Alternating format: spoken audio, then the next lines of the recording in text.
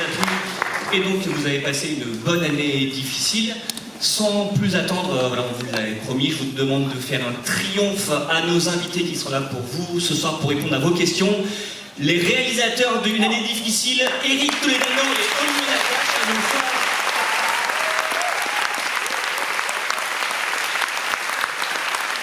Et leurs interprètes principaux, Pio Marmaille et Jonathan Cohen.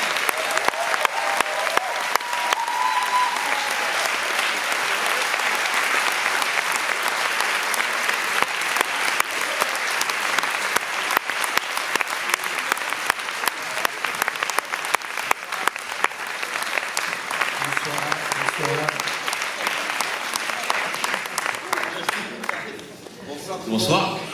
Bonsoir. Alors, il faut se mettre un petit peu plus dans la lumière.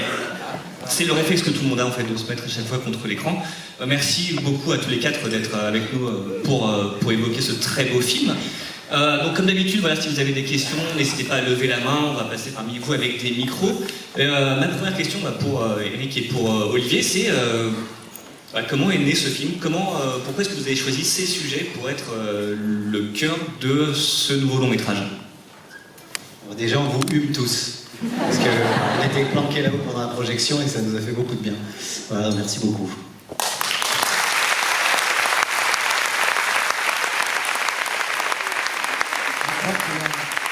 Très bien répondu à cette question. Voilà, ça répond à ta question? C'est parfait, c'est exactement ce que je voulais. Non, c'est un film qui est arrivé pendant le Covid, qui nous a tous mis un peu à plat avec ce monde mis en pause comme ça, ces rideaux de magasins fermés, ces rues désertes, etc. et qui nous a fait nous interroger sur où on en était, dans quel mode de pensée on était. Et c'est vrai que beaucoup ont parlé du monde d'après, qu'on allait changer de comportement. Au moment du Covid, le mantra de la presse, c'était dans le monde d'après, on sera différent, les avions, la consommation, tout sera différent. Finalement, les choses se sont pas tout à fait passées exactement, il n'y a pas eu vraiment de monde d'après, mais on s'est dit que c'était le moment de s'interroger sur où on en était. Et l'idée, c'était la photographie de l'époque, un peu comme dans la scène d'ouverture. Deux personnes qui s'affrontent, deux générations, un pont entre les générations avec Madeleine. Et voilà, l'idée de faire un film sur le plus et le moins, le vide et le plein, et puis aussi de faire une comédie à l'italienne, c'est-à-dire d'essayer de rire de nos problèmes, de se tendre un miroir et d'essayer de prendre un petit pas de côté, de dédramatiser tout ce qui nous arrive, parce que c'est un peu angoissant, et les sujets sont forts, sont durs, mais voilà, on a fait 4 années de thérapie à l'intérieur du cerveau des gens, on avait besoin de s'aérer et de réfléchir autrement, et voilà, c'est un rire plus thérapeutique. Voilà, essayer de rire de nous-mêmes.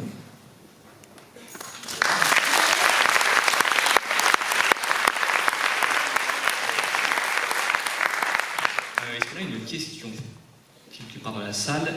Ah, juste ici. Le temps que le micro passe jusqu'à vous, Jonathan, Pio, est-ce que vous pouvez nous parler de vos personnages et de comment vous avez construit ces personnages? Est-ce que c'est des personnages qui...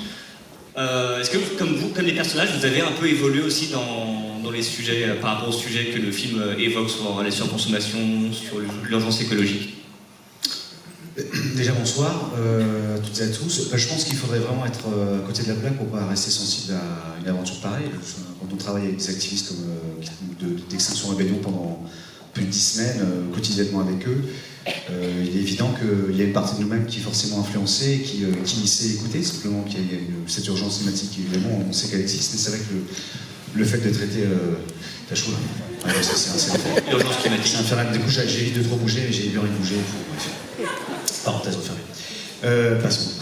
Oui, oui, moi, forcément, c'est un truc qui m'a travaillé, forcément. Et toi, Jonathan? Hello. Je viens d'une autre soirée totalement bien arrosée, je suis désolé. Je suis un peu en sueur, j'ai les mots qui viennent pas facilement dans la bouche. On va voir ce qu'on peut faire avec ça. Bien sûr. Il est arrivé en haut, il a dit il a changé le Rex. Je suis arrivé en trombe et tout. Bon bref, on s'en fout de tout ça, ce qui compte c'est l'instant présent. Évidemment oui, ça nous a changé, mais avant même le film déjà, on va pas se mentir, on voit tous les jours des catastrophes naturelles, on sait très bien qu'il faut changer de mode de vie, de toute façon, de toute évidence. Après, bon, ça reste un peu comme les personnages, enfin, comme tout le monde ici, à part peut-être des gens plus avancés, plus éclairés. Voilà, c'est des petits pas par petits pas. Voilà, je pense que les vraies décisions, elles sont au-dessus, on va pas se mentir, au final. Mais oui, oui, en tout cas, la conscience, elle a jamais été aussi présente dans nos vies, dans ma vie. Voilà. Comme le hip-hop. Et le karaté, voilà. On avait une question juste là au milieu de la salle. Bonsoir, merci pour ce film, c'était très bien. Je vais avoir une question qui va peut-être un peu rentrer dans le détail, mais c'est pour les deux réalisateurs. Le personnage d'Albert, il vit dans un aéroport, il recrée un cercle dans l'aéroport. On sait même qu'il a porté un costume de pilote pour avoir quelque chose. Donc moi, la question qui m'est venue, c'est à quel point Steven Spielberg vous a inspiré pour le rôle et vous a influencé. Et puis même, il y a les zones pavillonnaires, enfin, il y a plein d'images de lui qu'on voit. Donc voilà, si vous pouvez en parler. Merci. De copilote, le costume. Pilote, ça va. Oui, c'est vrai que Steven, on se connaît. C'est pas du tout réaliste. Non, pas du tout. C'est vrai que, ouais, je vais vous dire très très franchement, on n'y a même pas pensé au terminal. En fait, on sait pas du tout. Même pas terminal. Ah, c'est pas terminal? C'est Catch Me If You Can après, c'est ça? Ah ouais? C'est un medley. Mais non, nous sommes au terminal. Non, terminal, le gars vit dans l'aéroport, mais il se fait. Terminal. Et Ah, qu'est-ce que c'est les deux. Voilà, Ah, c'est c'est les deux. deux. D'accord. En tout cas, c'est pas Jurassic Park, c'est pas Minority Report, c'est sûr. Non, en fait, je vais te dire la vérité, comme on fait beaucoup d'enquêtes, enfin, on va se sourcer, on va traîner nos basques. Non, on va traîner nos basques et Nos basques. non, en fait, c'est des situations qu'on a vues et qu'on a observées. À Roissy, notamment. Donc, l'idée, elle est venue du personnage lui-même qu'on avait envie de créer. Et c'est vrai que Spielberg a fait The Terminal, mais on s'est pas inspiré, si tu veux, de ce film-là ou de ce fait divers-là, parce que c'est une histoire vraie, pour se dire, tiens, ça ferait un personnage. C'est juste que vous inspirez d'une réalité qu'on a découverte. En général, Spielberg nous a inspiré quand même, je te rassure. Et lui, c'est E.T. pour le personnage. Chacun son Spielberg. Ou Jurassic Park. Est-ce qu'on a une autre question? Juste ici, et ensuite là, ensuite là-bas. Et ensuite là, je t'ai eu aussi. Bonsoir à tous. Moi j'avais une petite question. Ça se voit à travers vos personnages, à travers les rôles, que vous avez passé un bon moment, que c'était rigolo entre vous. Alors est-ce que vous avez une petite anecdote, un truc qui s'est passé pendant le tournage, un petit truc rigolo à nous dire? Un petit truc un peu foufou. Qu'est-ce qui s'est passé, Pio? Je n'ai plus aucun souvenir. Qu'est-ce qui s'est passé? L'amnésie totale. On a décidé de ne pas monter l'image où il arrive nu de face. On a mis que de dos. Ça, c'est pas faux. Mais quand tu dis qu'on a rigolé, oui, c'est des bons moments, mais c'est aussi énormément de concentration et de travail. Et c'est vrai que, oui, évidemment, quand on a une bonne atmosphère comme ça, on veut que ça transpire dans le film, et on est quand même très très focus et très très concentré. Oui, tout dit, parce que ouais, on rigolait pas tant que ça. Mais on rigolait quand même. Une anecdote, vous n'avez pas, non? Une anecdote, un truc un peu dingo, une escabèche? Non, rien? Pourquoi? Bah moi non plus, je sais plus, mais on est désolé de ne pas vraiment répondre à ta question. Moi je viens d'un autre part. Tout a foutu le camp. Désolé. Et si ça vient, je te dis. En attendant, on avait une autre question par là-bas. Voilà, juste ici. Le temps que le micro passe.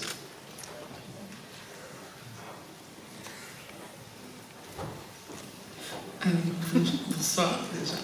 Bonsoir. Du coup, j'avais une question. En fait, je vais rebondir sur un truc que vous avez dit. Vous avez dit justement que la décision revient à beaucoup plus haut. Je pense que vous parlez du gouvernement en très grosse globalité. Non, les aliens. Mais oui. Après, il y a eux aussi, bien sûr. Aussi, oui, c'est vrai.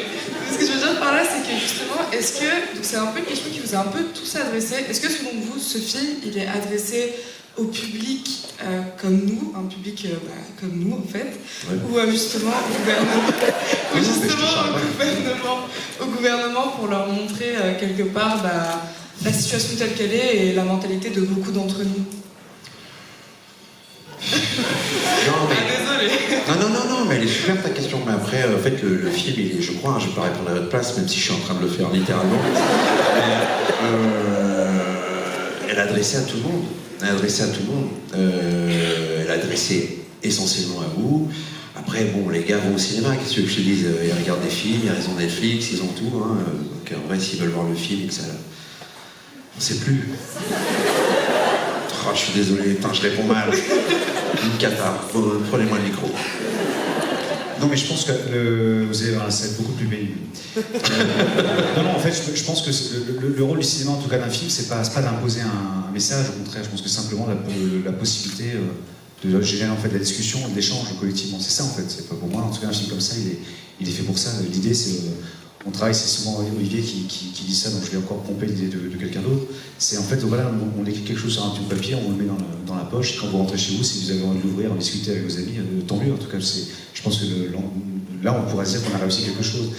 Parce que c'est vrai même si le cinéma d'Éric Olivier a toujours un fond social assez fort, c'est vrai qu'on passe par un prisme comique, enfin, un sens de la comédie et de l'écriture qui est assez délicieux aussi quand on est acteur. C'est vrai qu'au fond, ça raconte quand même quelque chose de bouillonnant. Donc c'est vrai que si effectivement ça génère un peu de débat, pourquoi pas, quoi. Mais tu as dit que ça vient de qui, les aliens, c'est ça, Olivier? Ouais, les aliens. Ouais, alors moi j'ai une théorie aussi sur ces mecs, je parle des aliens, mais ça me paraît, c'est un truc... Vous avez vu le sarcophage, là? Oui. Vous avez vu, il est faux. Donc c'est pas la peine. Voilà, je suis en train de partir. Non, j'adhère. Sinon je vais partir aussi en sucette. Une question. Les aliens et... Attends. Ouais, il a bien répondu. La question suivante était là-bas. Bonsoir, merci d'être présent ce soir dans tous vos états. Tu parles de lui, je pense. Pour retranscrire toute l'organisation des groupes activistes ou militantistes comme ça, est-ce que c'est une interprétation ou vous êtes infiltré comme ça pour choper en fait, les mécanismes? Vraiment, quel est le procédé? J'ai perçu 25% du discours, je suis désolé, c'est parce que... Est-ce qu'on s'est infiltré? Nous, vous êtes infiltrés. Nous, on a fait une enquête dans les deux pans du sujet, c'est-à-dire qu'à la fois on a été accueillis dans une association qui s'occupe des personnes en situation de surendettement. On a découvert tout le trajet, c'est-à-dire tout ce qu'il faut faire pour construire un dossier, recevoir peut-être cette recevabilité. Tout ça est réel. On peut aussi demander l'effacement auprès de la Banque de France. Ça, on a participé dans des ateliers aussi, à des ateliers d'éducation budgétaire, comme le fait Mathieu Amalric dans le film. Et toutes les anecdotes qu'on a pu glaner, à la fois que les formateurs aussi avaient des addictions, on en a fait de la comédie. En fait, on a essayé de regarder tout ça avec, comme je disais tout à l'heure, un pas de côté, mais toutes les situations sont réelles. Et évidemment, on a été accueillis par des groupes de militants activistes qu'on a accompagnés pendant leur... D'ailleurs, on s'est contenté de refaire certaines actions que vous avez déjà peut-être vues sur Internet, à la Fashion Week, sur les marches du Trocadéro, etc. Parce qu'il y avait une mise en scène qui nous intéressait, parce qu'ils font de la mise en scène aussi pour sensibiliser. Donc il y avait une mise en abîme qui était intéressante. Donc oui, on s'est vraiment imprégné de réalisme pour pouvoir justement le décoder en comédie et essayer d'aborder encore une fois ce sujet qui est grave, mais avec ce pas de côté qui permet peut-être d'atteindre un peu plus les consciences. Merci. On avait une question juste ici. Alors, le temps que le micro passe. Ça fait quand même pas mal de mois que vous présentez le film dans toute la France. Qu'est-ce qui vous marque le plus dans les réactions du public face aux sujets qui sont évoqués par le film?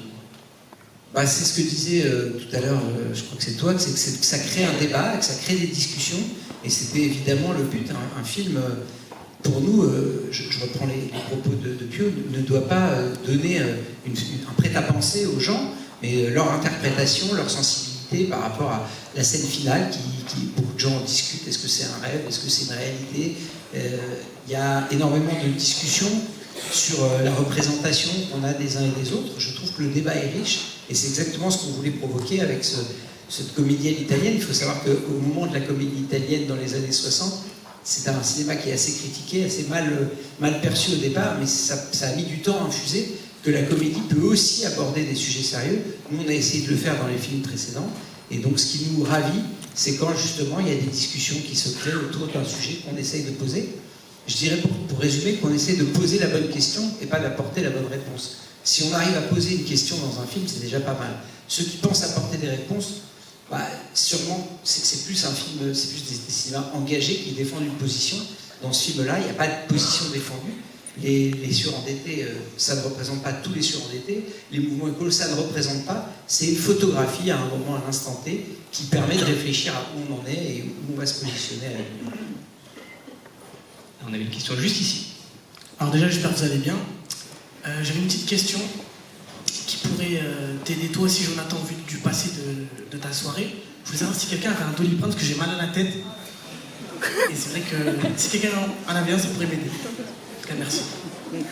Quelqu'un a un Doliprane pour monsieur? J'ai une question à adresser à Adrien, je pense. Voilà, t'as 3 Nurofen. Voilà, regarde, ça marche. Quelqu'un d'autre a besoin d'un truc? Ah, voilà, une question. Moi, c'est pas un Doliprane. Déjà, au nom de toutes les équipes d'Allociné, je voulais vous remercier pour ce film très engagé et pour votre présence ce soir. La question que j'avais envie de vous poser, c'est que je me dis que tout seul, on n'y arrivera jamais. Est-ce que l'un des messages, ça ne serait pas un message optimiste sur peut-être la réconciliation entre le monde politique, le monde des associations, le monde privé? Parce qu'il n'y a pas un monde où il y a des méchants et des gentils. Est-ce que c'est pas ça le message aussi?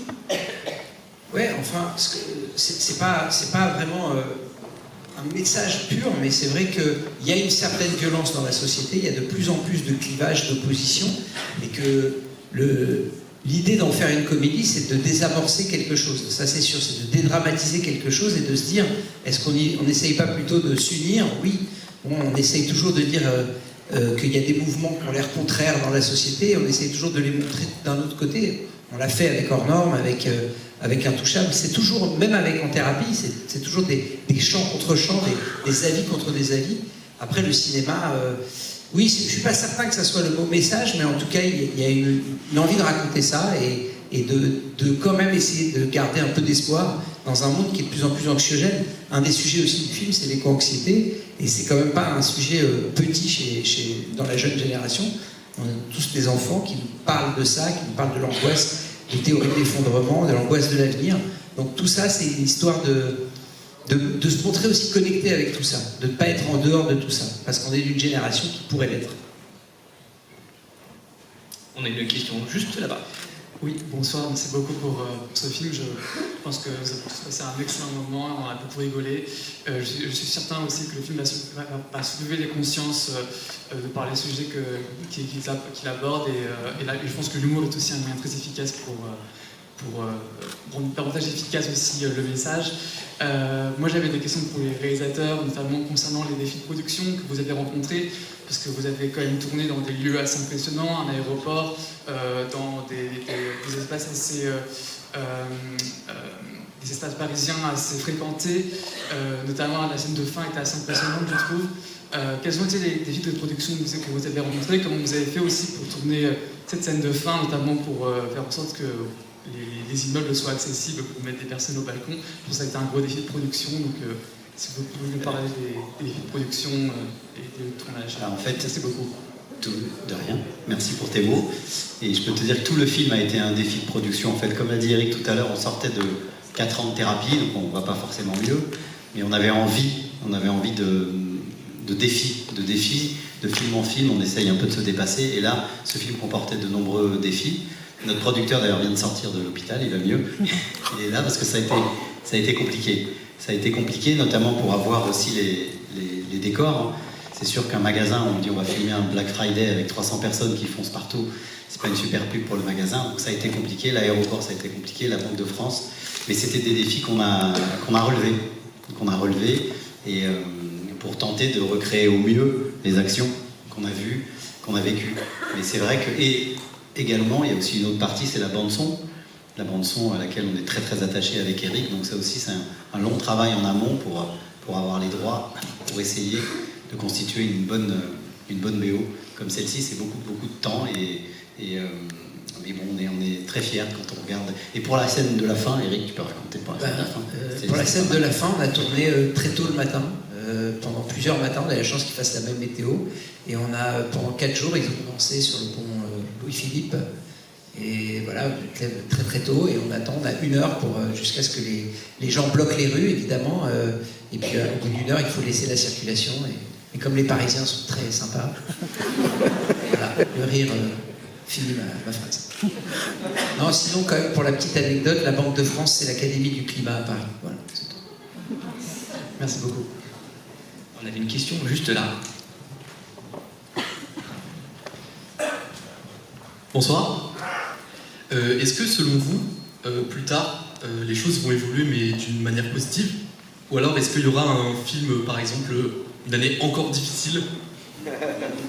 Attends, ce que vont dire les prochains présidents, mais on a un constat quand même c'est difficile de répondre à cette question.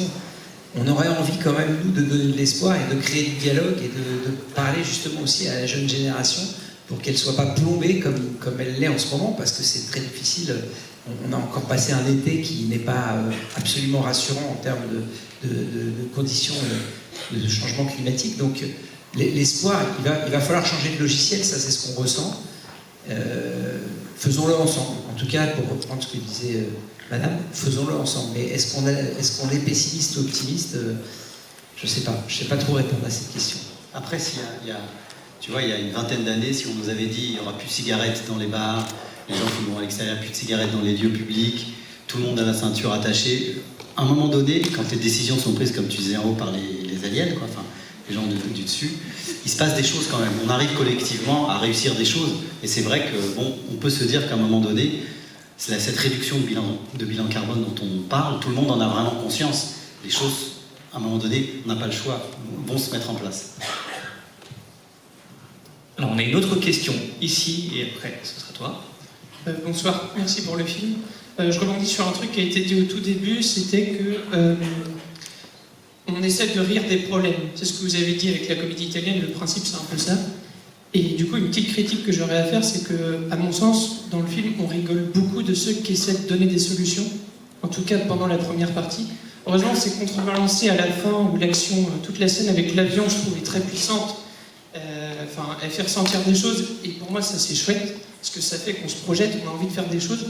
Mais j'ai trouvé que dans la première partie, on rigolait beaucoup des militants, enfin c'est la caricature, hein, c'est un peu le jeu, mais j'ai trouvé que c'était une manière un peu facile d'amener de l'humour pour le coup. Et pour le coup, on rigole, enfin, les problèmes, eux, sont moins pointés, on en rigole moins. Je sais pas, des politiques ou autres, enfin, voilà. Ok. C'est vrai, c'est-à-dire que je ne peux pas justifier ça. Nous, on pense qu'à un moment dans la comédie italienne, tout le monde en prend pour son grade et il y a quand même 2 mecs qui essayent de gommer au Tipex leur problème. On est en train de rire de nous-mêmes. Le miroir, il est déformant. C'est, voilà, Molière, il se moquait des gens de la cour en montrant des misanthropes, des radins, des machins. Il y a forcément à un moment, peut-être dans une position, on a l'impression que c'est plus nous. D'autres peuvent penser que c'est plus eux. Nous, on n'a pas de parti pris, en tout cas, on ne rit pas aux dépens des gens, on rit dans le questionnement général. Et puis surtout, on n'est pas dans un film américain où les héros vont se révéler être des parfaits écolos à la fin, mais il y a un mouvement, et ce mouvement est plus fin, comme tu l'as souligné, et je pense que c'est plus important d'avancer avec des petits pas qu'avec des pas un peu grossiers. Mais écoute, ça fait partie de la comédie italienne, il faut accepter le principe du miroir qui nous est tendu. Moi, je crois qu'on rit de nous-mêmes.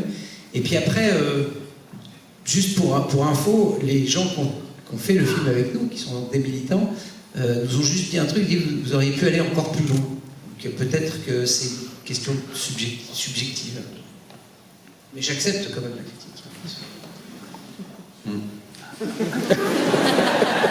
Cette moyenne. Je vais rajouter un truc. Puis non, enfin, la comédie vient de ces 2 gars qui n'y connaissent absolument rien, justement, à ces groupes environnementaux, tu vois, leurs actions. C'est vrai que 2 gars lambda qui arrivent, il faut des pseudos, il y a tout une espèce de process auquel je fais, ouais, mais ils sont fous. Donc effectivement, tu peux avoir ça, mais ce qui est normal, en vrai, tu irais dans n'importe quel process, surtout de petits marlots comme nous qui arrivons dans ce genre de truc, on est forcément, en tout cas nos personnages sont moqueurs, mais le film ne l'est pas.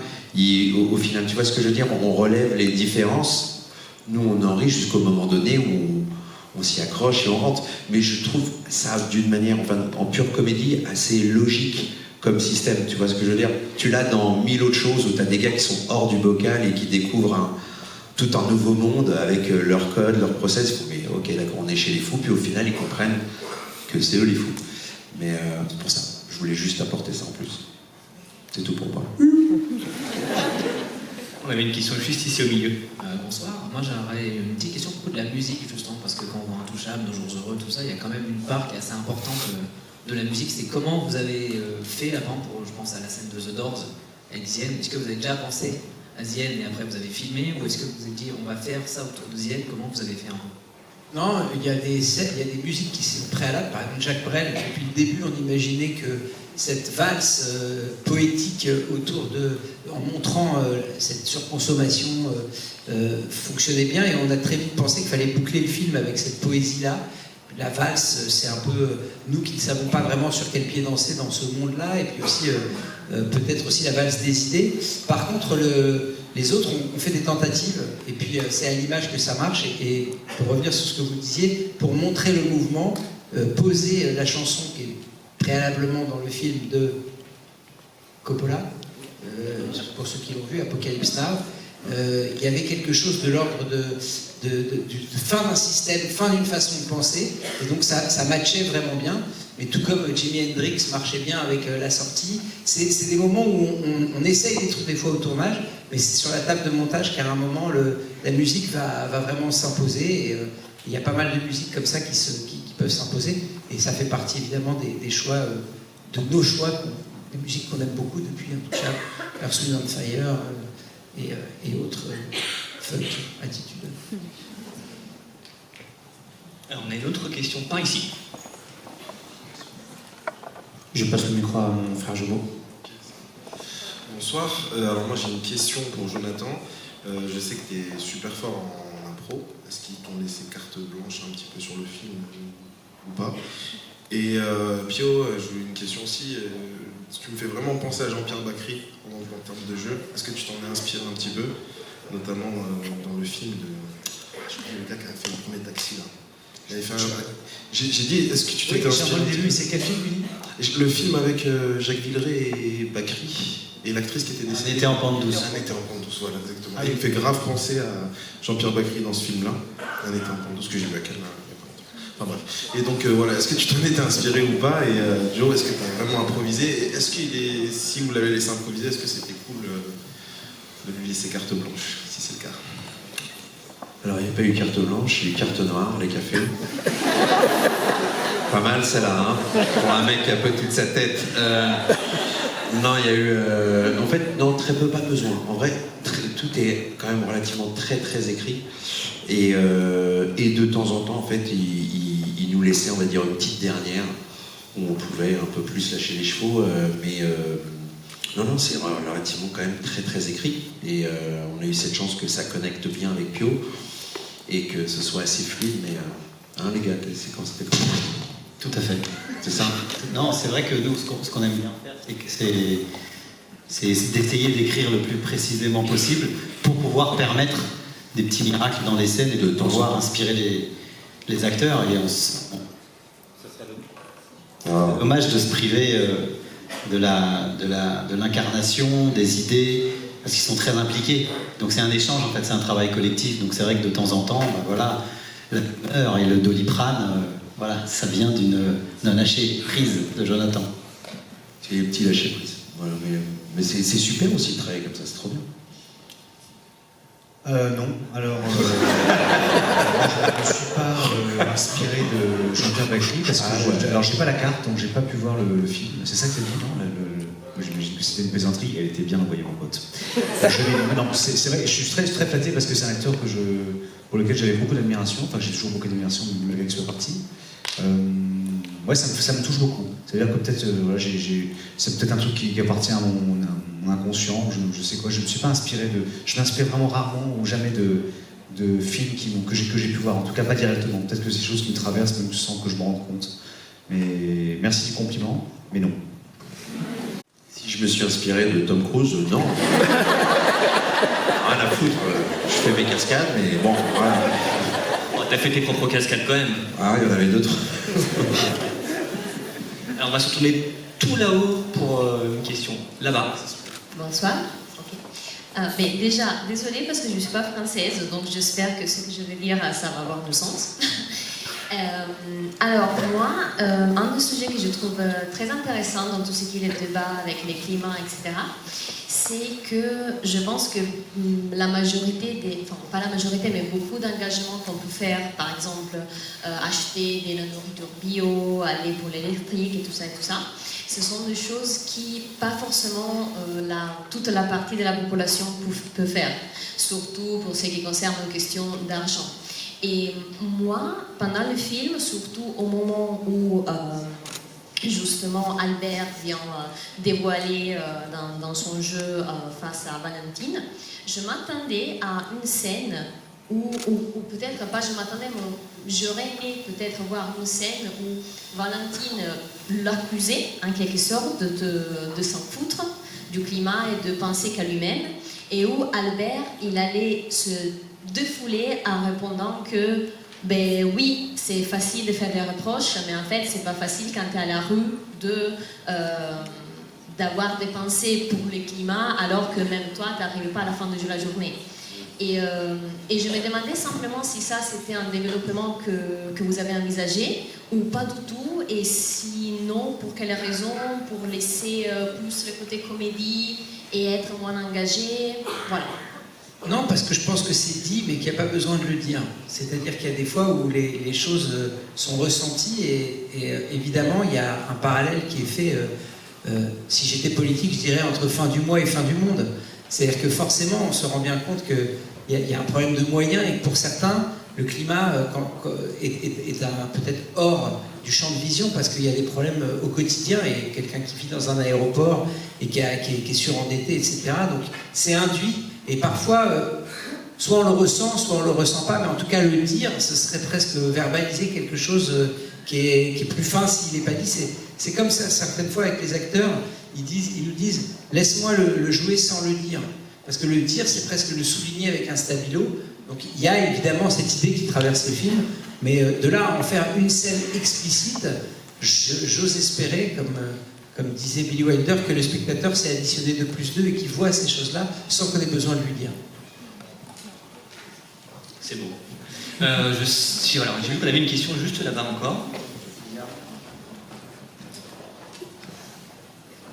Bonsoir. Moi je voulais dire, il y a des choses très intéressantes dans le film, mais je trouve que c'est un peu utopique. Par exemple, il y a des choses desquelles on ne parle pas. Je ne sais pas si c'est un parti pris, c'est fait exprès pour que le film soit léger, mais par exemple, quand ils sont devant Banque de France, avec les échelles et tout, j'ai vu des violences policières pour moins que ça, par exemple. On aurait pu à ce moment-là parler de ça, par exemple. Ou même la falsification de documents, ils n'ont aucune retombée, c'est quand même quelque chose d'assez grave qu'ils ont fait. Donc je voulais savoir si c'était fait exprès de pas trop avoir détaillé ça pour rester dans le léger. Non, là-dessus, c'est la réalité. C'est les habitants qui nous ont raconté comment ça se passe. Effectivement, il y a une certaine tolérance aujourd'hui sur ces actions. Effectivement, ils vont en garde à vue. Il y a des fois où c'est un peu plus sévère. Mais là-dessus, c'est pas une histoire de point de vue.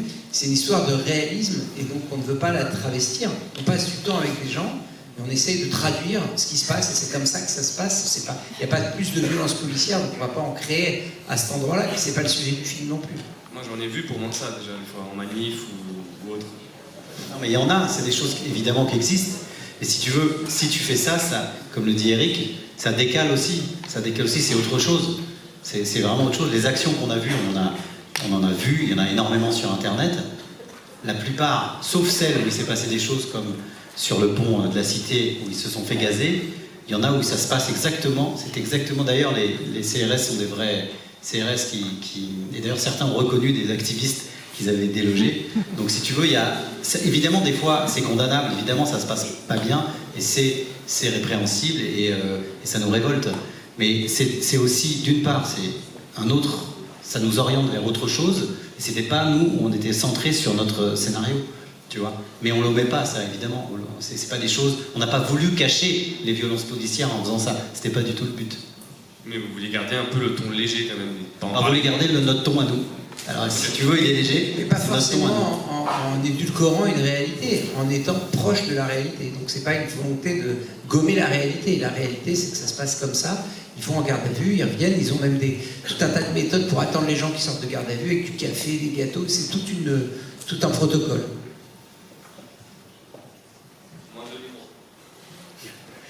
Alors on a une question juste ici, il se trouve que ce sera la dernière question, celle qui peut peut-être faire basculer ce débat. Désolé pour le coup de pression. Allez, pression. Bonsoir. Alors elle ne fera pas du tout basculer le débat, au contraire, parce que je pense que l'environnemental, etc., je pense qu'on a bien abordé. Moi je voulais savoir, parce qu'il y a beaucoup de choses dont on ne parle pas plus que ça dans le film. J'ai remarqué un petit peu les jeux de regard qu'avait Valentine avec le gars qui est juste à sa gauche sur l'affiche. Il n'a jamais tenté quoi que ce soit, et je ne sais pas s'il fait exprès, s'il attendait forcément que quelqu'un lui fasse de l'espace. Et puis j'avais aussi une question pour Jonathan, ton ex-femme que tu humes tellement. Voilà, raconte-nous un petit peu le background. Merci. Plusieurs réponses, on lui doit plusieurs réponses. Alors, qui regarde? Pas suivi du tout. Attendez les gars, c'est la dernière question et il soulève des vrais trucs là. Est-ce que tu peux repréciser qui regarde? Ah, c'est Grégoire. Grégoire le prince ringuet qui regarde vers Noémie, c'est ça? Ah bah, alors, et tu voulais savoir quoi, si ça avait conclu?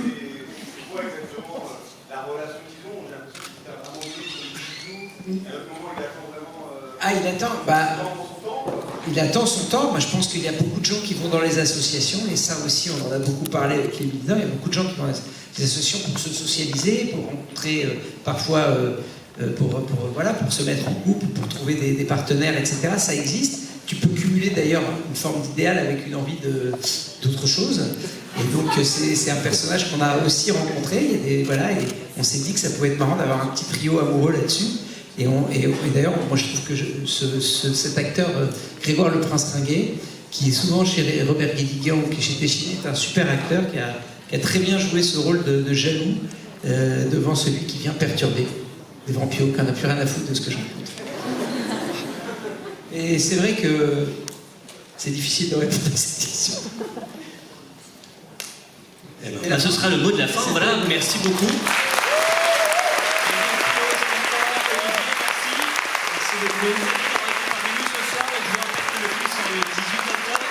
N'oubliez pas de voter en sortant et de faire une très bonne soirée et à très